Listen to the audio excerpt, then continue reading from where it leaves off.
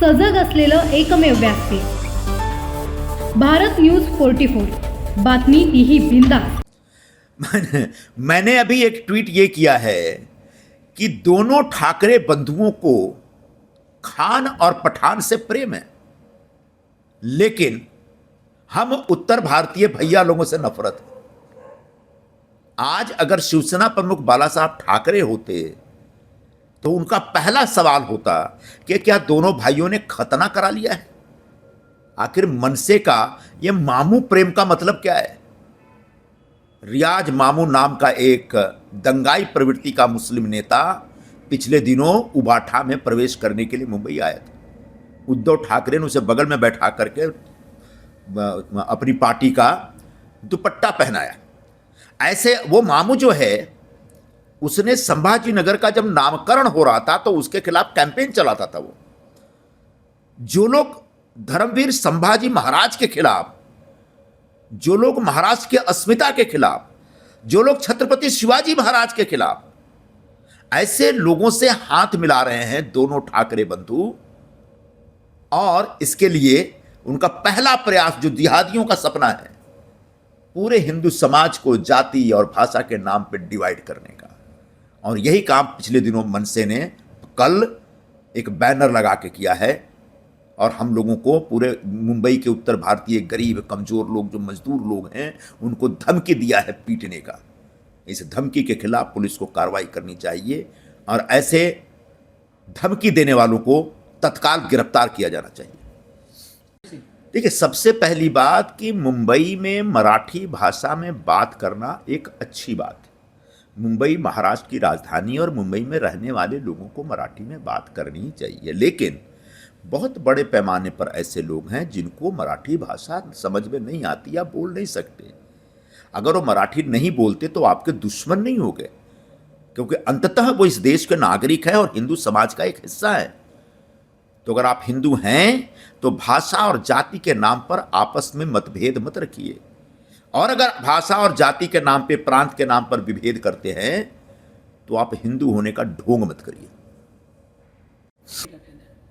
देखिए, एक बात स्पष्ट है कि ठाकरे बंधुओं को जिहादी मानसिकता के मुसलमान चलेंगे, पर उत्तर भारतीय समाज के लोग नहीं चलेंगे।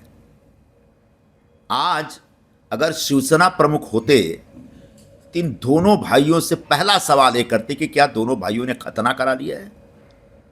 जिस तरीके से हिंदुओं की एकता को मराठी बनाम गैर मराठी विवाद में डाल करके तोड़ने में लगे हैं, उसके पीछे और कोई नहीं, जिहादी मानसिकता के लोग हैं।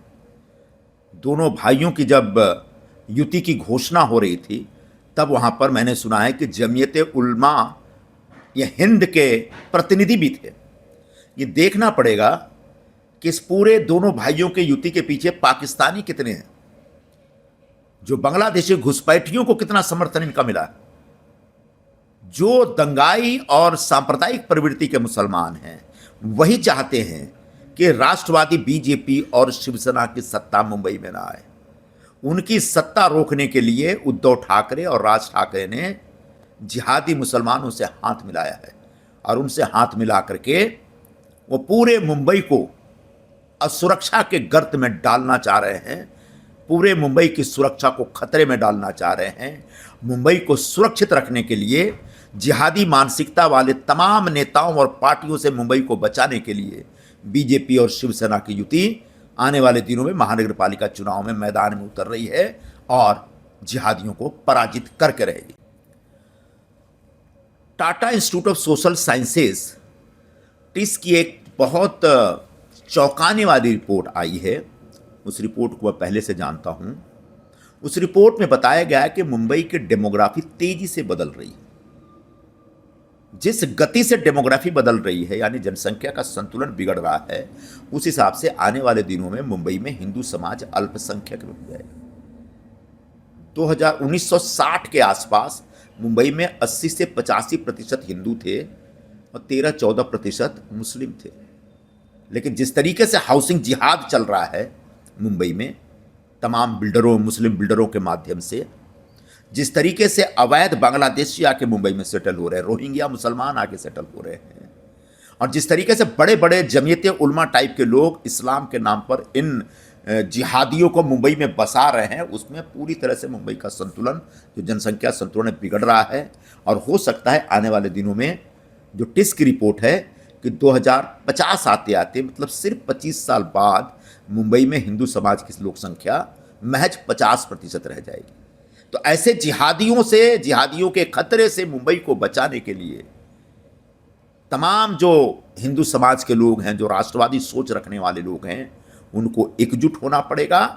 और ठाकरे बंधुओं की जो जिहादी युति है, जो जिहादी अलायंस है, उस अलायंस के खिलाफ आने वाले महानगर पालिका चुनाव में वोटिंग करनी पड़ेगी, ताकि मुंबई अशाच सुरक्षित नवनवीन रह सके। अपडेटसाठी बघत रहा भारत न्यूज 44, सत्याचा प्रकाश, बातम्यांचा विश्वास.